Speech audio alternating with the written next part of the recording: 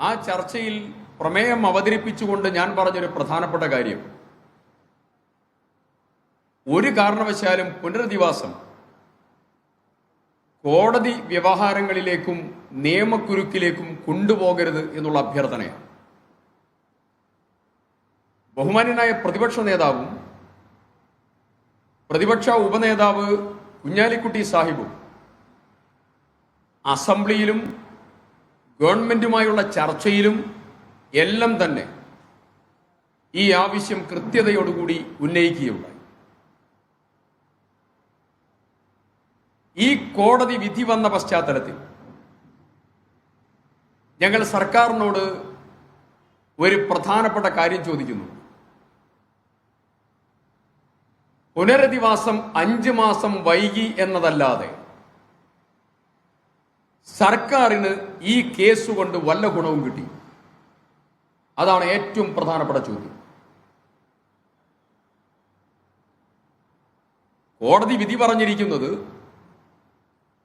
സർക്കാരിന് ഈ ഭൂമിയിൽ പുനരധിവാസം സാധ്യമാക്കാൻ വേണ്ടിയുള്ള പ്രവർത്തനങ്ങൾ തുടരാം. അതിൻ്റെ കൂടെ സർക്കാർ പറഞ്ഞു ഭൂമിയുടെ വില അതിൻ്റെ ഉടമകൾക്ക് നൽകണം. ഒരു കാര്യം കൂടെ കോടതി പറഞ്ഞു, ആ ഭൂമിയുടെ വില പര്യാപ്തമല്ലെങ്കിൽ നിങ്ങൾക്ക് വീണ്ടും കോടതിയെ സമീപിക്കാം. അപ്പോ എന്തിനു വേണ്ടിയാണ് സർക്കാർ കേസ് നടത്തിയത്? ഞങ്ങൾ പറഞ്ഞത് ഉഭയകക്ഷി സംസാരത്തിലൂടെ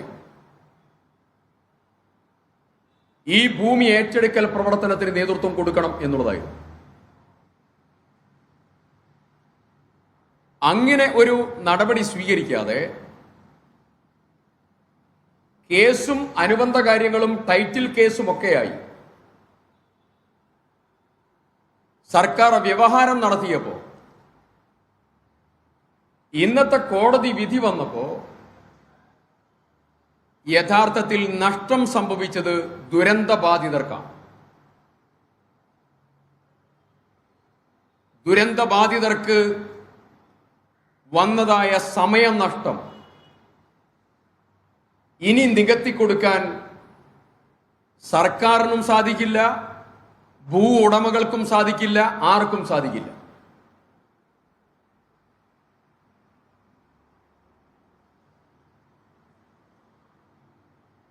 അഞ്ച് മാസമാണ്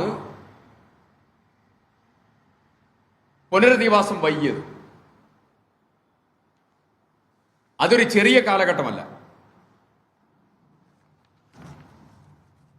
ഒരു വലിയ സമയപരിധിയാണ്.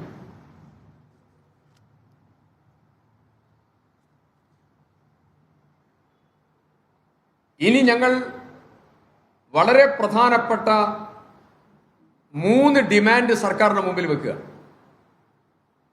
പുനരധിവാസത്തിന് വേണ്ടി ഭൂമി സർക്കാരിന്റെ കയ്യിൽ കിട്ടി. ഇനി സർക്കാർ സമയബന്ധിതമായ പുനരധിവാസത്തിന്റെ കലണ്ടർ പ്രഖ്യാപിക്കണം. അനിശ്ചിതമായി പുനരധിവാസം നീട്ടിക്കൊണ്ടുപോകാൻ ഒരു കാരണവശാലും അനുവദിക്കുന്ന പ്രശ്നമില്ല. രണ്ടാമത്തെ കാര്യം, സ്പോൺസർമാരുമായുള്ള മീറ്റിംഗ് അടിയന്തരമായി വിളിച്ചു ചേർക്കാനുള്ള നടപടി സർക്കാർ സ്വീകരിക്കണം.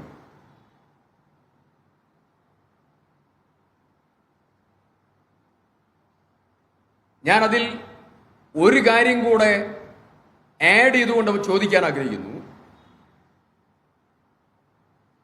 5 മാസം വൈകിയതിന്റെ ഏറ്റവും വലിയ പ്രയാസം നിരവധി സ്പോൺസേഴ്സ് പിൻവലിഞ്ഞു എന്നുള്ളതാണ്,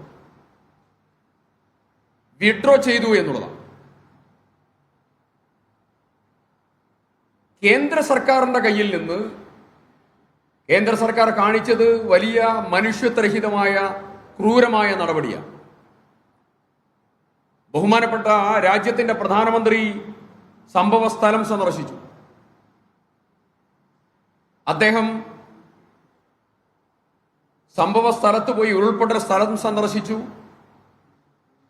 റിലീഫ് ക്യാമ്പിൽ അദ്ദേഹം പോയി. അദ്ദേഹം ആശുപത്രികൾ സന്ദർശിച്ചു. വലിയ ആശ്വാസം അദ്ദേഹത്തിന്റെ സന്ദർശനത്തിൽ ജനത്തിന് പകരാൻ സാധിച്ചു. അദ്ദേഹം ഞങ്ങളൊക്കെ വലിയ ആശ്വാസത്തിലും ആത്മവിശ്വാസത്തിലുമായി. പക്ഷെ നിർഭാഗ്യവശാൽ പ്രധാനമന്ത്രി കലക്ടറേറ്റിലെ യോഗത്തിൽ പറഞ്ഞത്,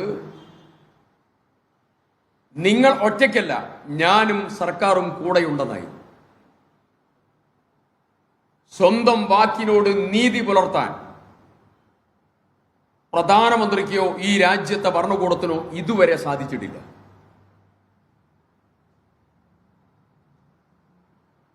രാജ്യത്ത് ദുരന്തത്തിന് വിധേയരാകുന്ന ആളുകളെ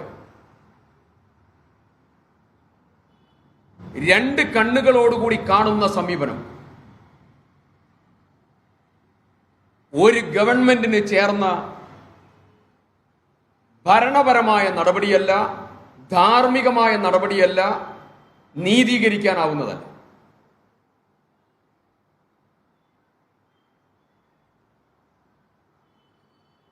ആ സമീപനം സ്വീകരിച്ച കേന്ദ്ര സർക്കാർ